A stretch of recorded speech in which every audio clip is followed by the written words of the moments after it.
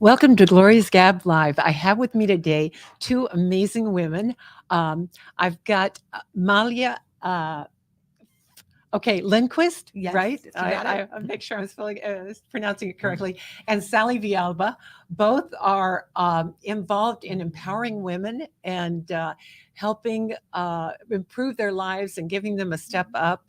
And we're going to talk about that in a few minutes. But first, before we get started, I need to thank our show sponsors, South Florida PBS.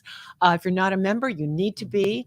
Lots of great programming going on. Sedition, a bunch of new series are have started again, and they have a allhealthtv.com, which is a terrific resource for getting a lot of free information. Do you guys ever watch that? Yeah, I watched Doctor, them. and I always talk about Dr. Leah has a sex show a couple Oh, I days a didn't know week. that one. Yeah, you can ask any question you want I follow them on social anonymously. media, and it's great. So that's I always really fun. So Malia, um, I came to know about you through Iris Garcia with the Women's Voice Network, and you're doing amazing things with women who have been previously incarcerated and helping them get back into mainstream. And it grew from just helping women that are incarcerated to something so much bigger. And I want to talk to I want you're not going to believe what she's done, guys. She's like amazing.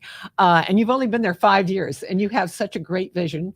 So Yeah, I don't know. I stumble along and things happen, but it's all about the community and the support, quite honestly, and the women because they're yeah, but it inspiring. takes a leader and it takes somebody with vision like you have to have made it so much more than it ever started out, right?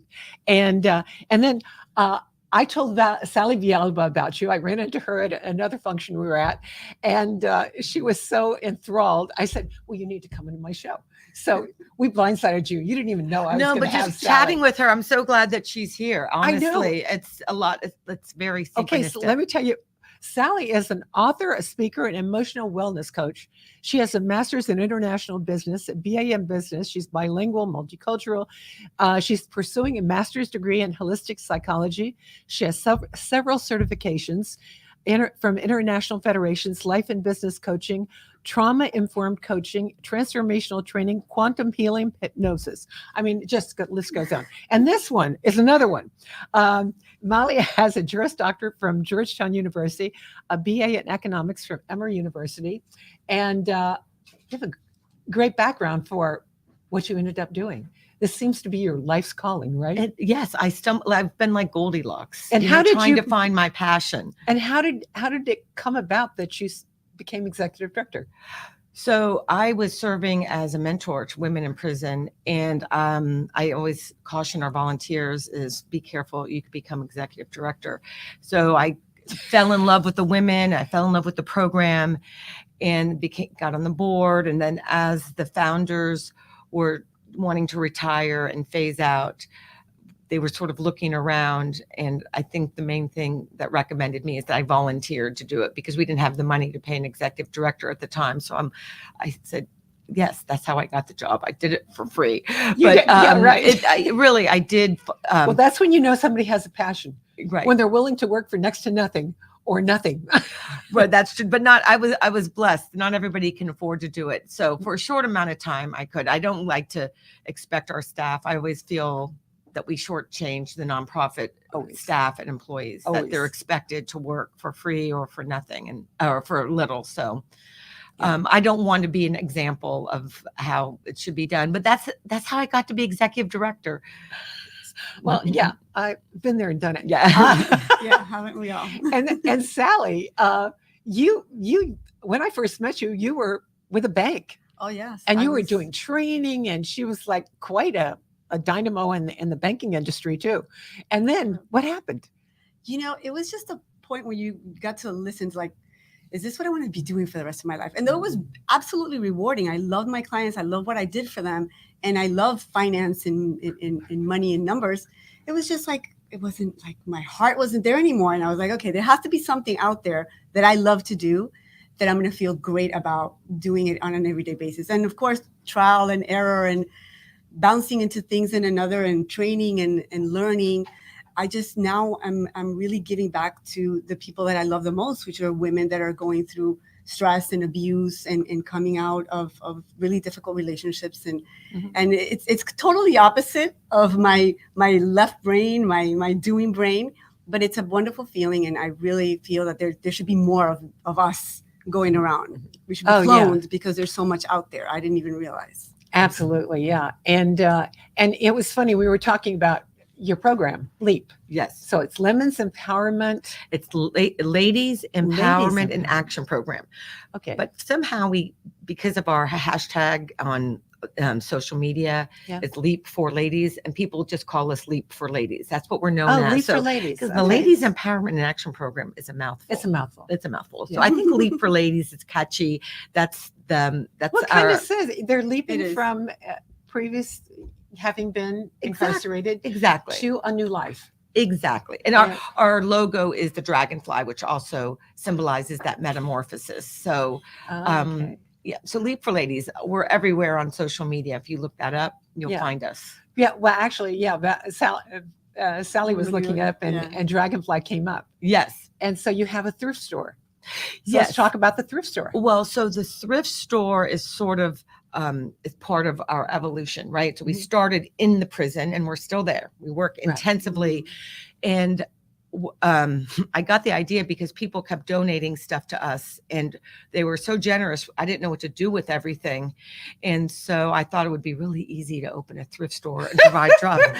And Yeah. I'm amazed at people who do big, chains, because our little thrift store, which is more of a curated thrifting experience. I like to say we're the anthropology of thrift stores, because we do women's clothing and fashion, and also Kind of home. upscale. It's kind of upscale, right. and our ladies work there, and it's their first job post prison. And almost everybody on staff, from our manager to our sales staff, have all experienced incarceration. And honestly, over the years, I've had employees who have experienced incarceration and ones who graduated from great schools and didn't. And by far the best employees I've ever had are the ones that came out of prison, quite honestly. The most reliable, hardworking, And appreciative. appreciative. 'Cause it's I would think it's hard. Yeah, Once and- you have a record. It is so hard. Yeah. I mean, Mhm. people think if you just have and I don't want to say just, but your sentence could be 6 months, or it could be 6 years or 16 years. But no matter, it's a lifetime sentence, because the collateral consequences are with you for the rest of your job, Right. your life. Your So life, yeah. whether you are trying to buy a house, if you want to go with your kids on a field trip, the schools do a background check. You can't go if you have a record. I did not know that. I didn't And know that it either. is it's you add insult to injury every single day. One of our really successful women who has their own business, she manages a restaurant. She was in between housing, and she had saved a lot of money. And so until her second house was available, she got an Airbnb. She paid a couple $1,000s. They politely returned it to her and said, "No, thank you." I guess Airbnb does. Oh, wow. Background. They do. They that. wouldn't let her rent. Wow. Yes. That's nuts. And she's been out 6 years, and she's extraordinarily successful, and wow. it is never ending, honestly. So, and are you able to help them in that with situations like that? We try to help them. I mean, right now with the economy the way it is, I've never received more phone calls from people saying, "Do I have any employees for them?"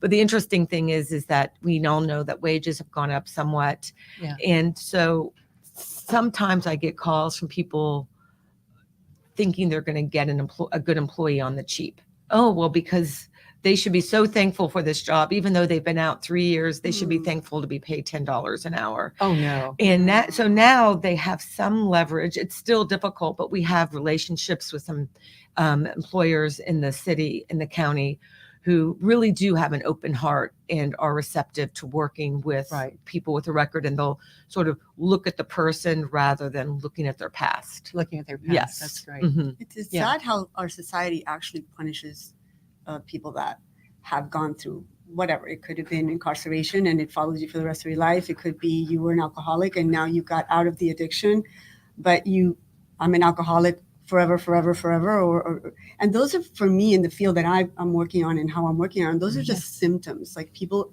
do things to escape the real nuts and bolts of what's going on with them internally and emotionally. And we punish them for the symptoms, and we judge them for the symptoms, and we box them into that.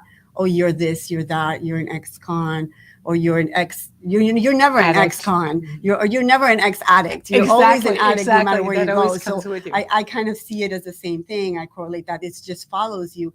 And it's sad that our society can do that when you're actually working so hard to heal and so hard to overcome and start anew. And you have that follows you. It doesn't let you forget that you made a mistake somewhere along the line. And that's where we really need to support people into going into the next step of their healing, of their growth, of their movement forward. Like everybody moves forward, and people that want to and that work hard at it should be rewarded for it and supported.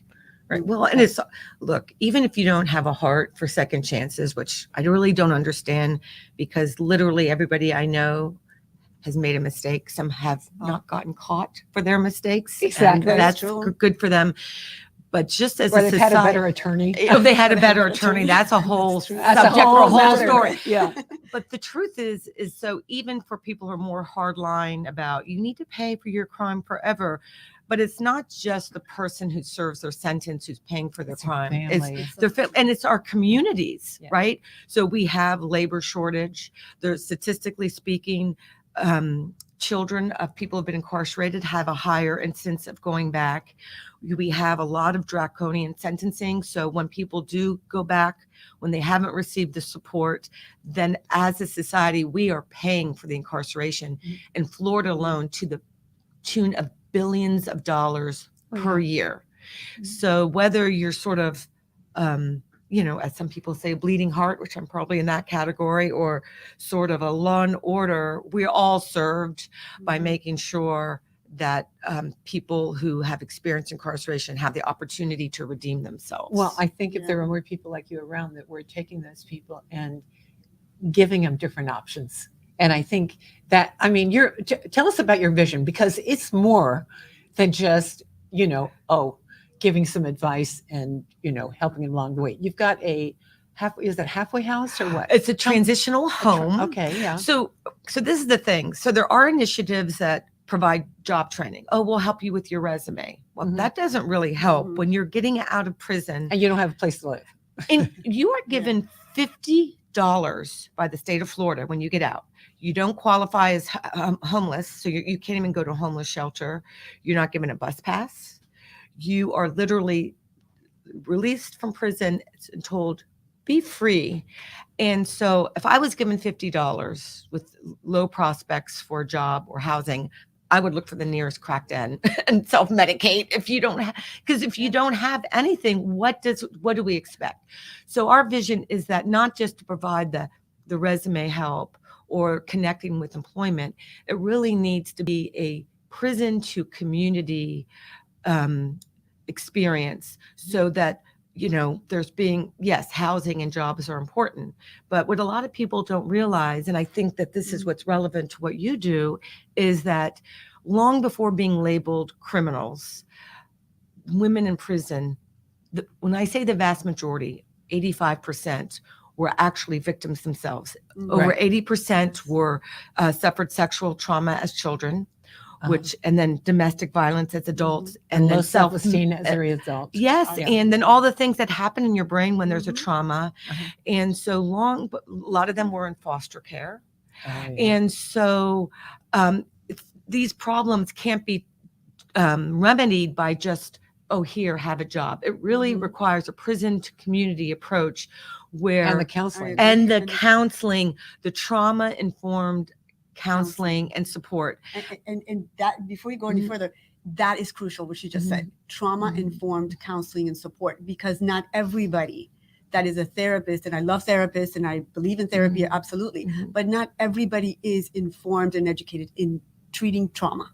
Yeah, right. And it is completely different than treating anything else. It takes a lot of other pieces together to treat the trauma, to find out where the trauma is and where it came from and going back.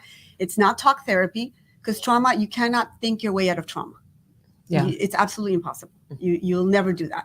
Trauma is embedded in the body. It's in the cells. It's like it's in here. It's a somatic experience to look for it and feel it. And it takes, there's a lot of training into that.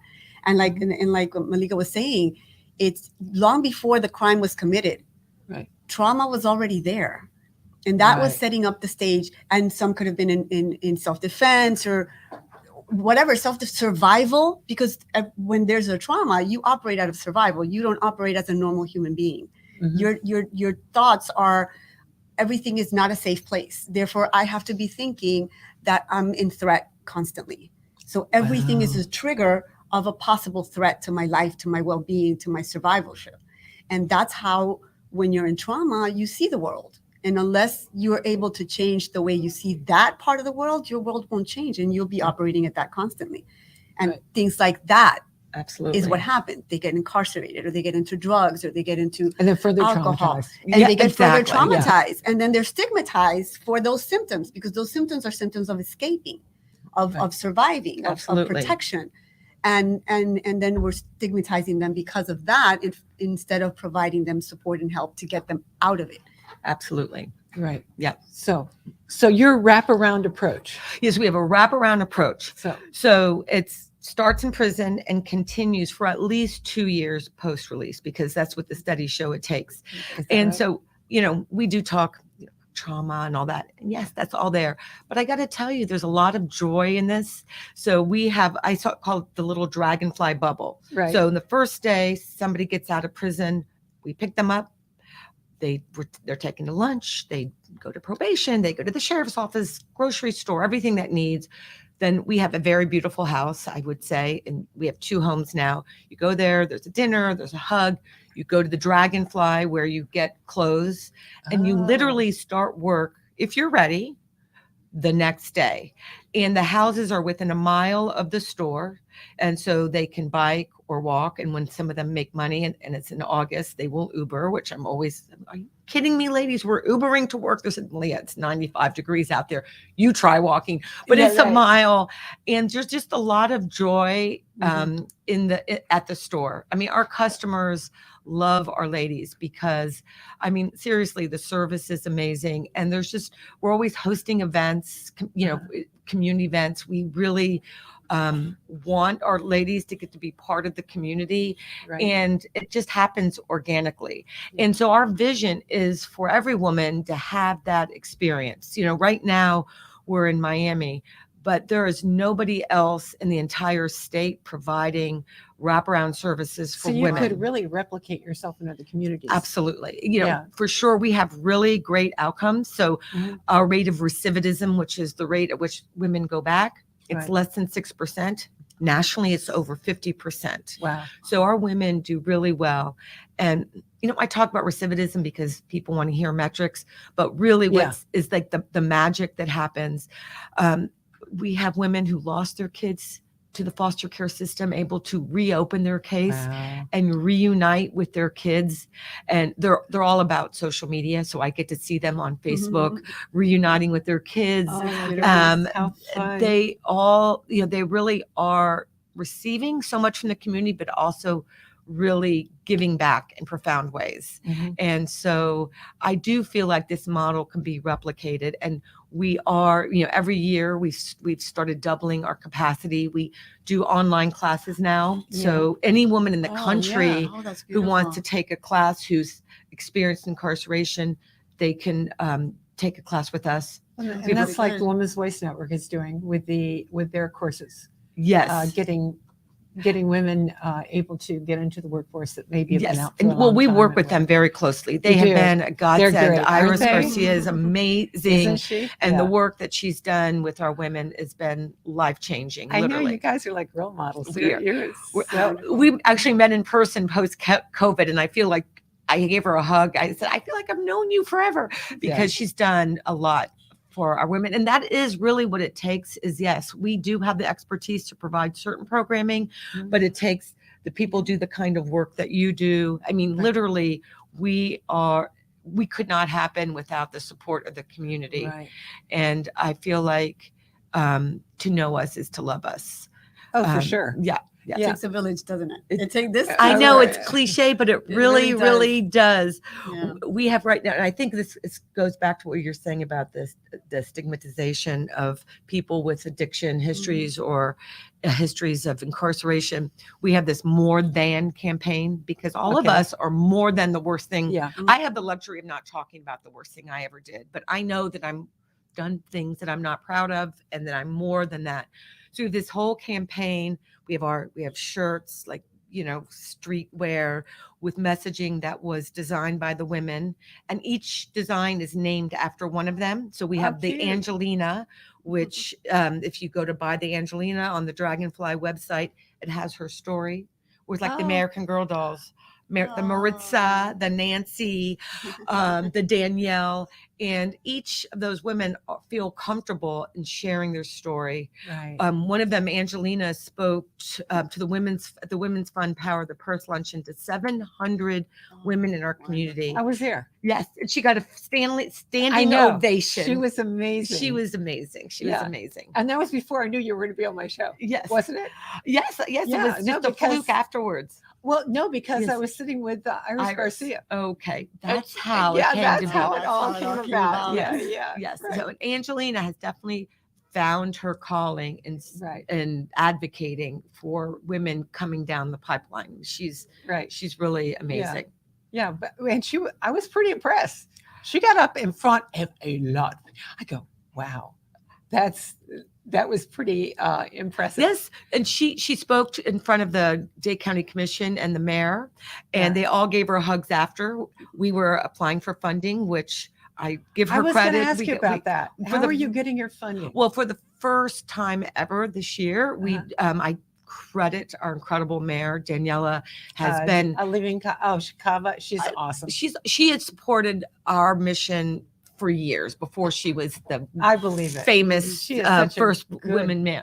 And mensch. she's a mensch. Yeah. And so for the first time ever, we feel like we'd like to get state funding. We have applied because we're basically going into the prison But and do doing you- their work. I So was just You gonna got a say point there. that. That But should be are part of you- the work that the state prisons should be doing. they don't. Yeah, Only of course. 14% of women in the state system get access to programming while they're in prison. Wow. So we're in there, but Are you not able to get like foundation funding? we do get foundation. Okay. Thank gosh. We have, I mean, I could go to our website. We have, the Miami Foundation has Yeah. been a big supporter. And I mean, to name just them isn't fair because there's Because been there are so many. private Yeah. foundations. Yeah. And we have our True Blues. I mean, when Orange is the New Black came out, it got to be a little trendy, I guess. But before this was trendy, as far as before Kim Kardashian, Orange is the New Black started advocating, there were foundations out there supporting our work. Already doing And it. so Yeah. I would invite people to go to our website and see and Yeah. Which because is being placed on screen right now, by the way. oh, I was just awesome. told. Oh, You guys were speaking, you were- leapforladies.org. Yes. Oh, Yes. that's your website. That is our Leap Oh, for okay. Ladies. That's why Leap you for can. Ladies. Yeah. That's good. And then Okay, beautiful. the store is dragonflythrift.org, but Okay. that's more fun than this one is lovely. Okay, well, tell us the address of the store. So the We store, may want to go. And you we should may want come. to donate. You should bring us your good stuff. Yeah. So it's 3141 Southwest 8th Street. Can we put that up? 3141 Southwest 8th Street. And it's in a value storage building, and there's plenty of parking behind. If you have a lot of stuff, we'll help you carry it. So And do you have just clothes there or do you have everything? we have women's fashion, some men, not a ton of men's stuff, no children's. And then we have really amazing home decor Oh, that's and good. furniture. Do you know I have freshly laundered shirts? Would that be something? Men's shirts. Yes. Because we Yes. don't, men keep their stuff for too long. Well, my husband passed away, and that's why I have, and he wasn't wearing, shirts, business suits, because nobody was for COVID. Everybody was Right, staying home. everybody was you Right. know? Yes. So Yes. that would be a good thing to donate. Absolutely. I feel like our men And get they're- the shirts if they come in and they look. They said, "What about Yeah. us?" I said, "You could buy a vase." Oh yeah. Let's look at some Okay, flowers so I there. think we all need to go through our closets and see what Absolutely. we haven't worn. Absolutely. Nice clothes that we haven't worn in a long time. Yes, that we really don't need. absolutely. Or I just found a suit and it was size 10, and I go, I haven't worn a size 10 in, I don't know, 5 or 10 years. I don't know why I've got that suit. well, in my case, it's a revolving door because I'm constantly getting rid of things, and then I do almost all my shopping at Dragonfly, so I'm constantly. But then I feel okay about changing things I up. did that with formal gowns. Yes. Yeah, Yes. that's just I bought at least 2 from the cancer, the cancer group. Yes, I that love has that. their- They have a thrift their- store too. they It's have, great. I know. Yeah. So I think I bought 2 and then I gave them back. Yes. I was like, okay, wore that once, done. Right, And that's what people do. Yeah. Right, because They- you've been in photos everywhere. You don't want to rewear it to your next event. Exactly. Yes, Yeah. yes. So it works out pretty well. So ladies, gentlemen, This was so much fun. bring your good stuff. Bring your right? stuff. Purses. Oh, purses. Oh, Purses I go way like too many. fire. Jewelry man. like fire. Oh, I am so gonna But get you know me what? some- We take for granted what we have because we just have it, and it's easily accessible to all of us, but not to those that come in and have $50 to say, "I'm starting a new life with $50 and nowhere to go, nowhere to be." Right. Yeah. Plus, it's very sustainable, right? So Mhm. we're all about sustainable fashion. So second chances for our stuff, for our Mhm. people. We have I love that. designer drop on Tuesday. If you go on Instagram, they do an exclusive drop of all of our designer stuff, and that stuff That's goes like nice. fire. I bet. Also, yeah. Yeah. So what's So- your Instagram handle? I gotta follow you. Dragonfly Thrift. Oh, Dragonfly. Dragonfly okay. Thrift or Leap for Ladies if you want to There you go. learn more about prison reform and criminal justice reform and see pictures of our lovely ladies. And you get them to do like videos. I yes. saw the video when I was researching, Oh. and it may have been the lady that spoke at the Power of the Purse that was on it. It was Dragonfly, and then there was a woman, and she spoke about her experience. Where was that? Was it the one? There's one on our website, and Yeah. that was not Angelina. That was Shazonia and Cafe. So Cafe is now on our board, and she's the person that I mentored. And I can tell Cafe's story because she's okay. Because you get a lot of people who say, well, yes, prison reform for non-violent offenders. I said, what does that even mean? I mean, people who talk about that, I think, are not really familiar with what that means and the risks and benefits. So Cafe's charge was kidnapping with a deadly weapon. Oh my, That sounds serious. it does. Mhm. So it was definitely a domestic situation. Oh. It was not tying a child up and taking them away. And Cafe is honestly the least likely person on the planet to be violent. She ended up being a chef at Camilla's house. She's on Oh, our board. really? She's out on the street every week on her bike delivering food to the homeless. She helps with the sex trafficking nonprofit. Oh, yeah. She's kind of famous. If you go on her website, every time I meet somebody, they say, oh yeah, I met Cafe, because No. she's the mayor of Miami and the Dade County mayor know her by name. Yeah. Cafe. So yes, her charge sounded serious, and we never want to minimize a victim's experience, but for her to be judged by that for her entire life would have been a disservice to her entire community who has benefited from having her, providing service. I mean, again, for the last 6 years, she's Right. incredible. So Wow. Cafe is on the video, and Shazonia, who also went back to school, and she just graduated literally this week with a degree with addiction counseling and social work. Okay. So That's great. Yeah. Listen, thank you. I've got to wrap it up. Mhm. So I want to thank you both so much for coming. Actually, very Thank you. enlightening too. And I think I hope everybody supports the thrift shop and look for your good items and bring them on over. Again, I want to thank South Florida PBS for sponsoring the show. And I see up on our screen that we have a way for you to go to Instagram and check out Dragonfly. So again, South Florida PBS, thank you for supporting us and sponsoring the show. And if you're not a member, sign up today. And